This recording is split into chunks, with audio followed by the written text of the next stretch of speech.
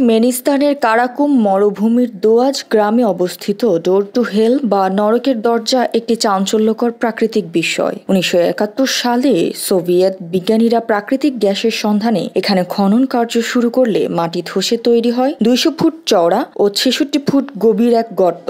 বিপজ্জনক methane gas নিঃসরণ ঠেকাতে তারা গর্তে আগুন লাগান, যা কয়েক সপ্তাহ জ্বলবে বলে ধারণা করা হয়েছিল, কিন্তু 47 বছর পরও তা নিরবচ্ছিন্নভাবে জ্বলছে।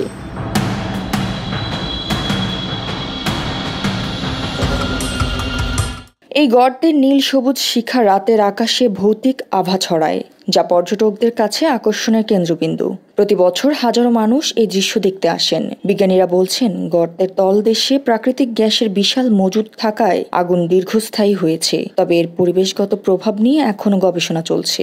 ডোর টু হেল আজও পৃথিবীর অন্যতম রহস্যময় স্থান হিসেবে টিকে আছে। আর এ জ্যোতি দৃষ্টি 24।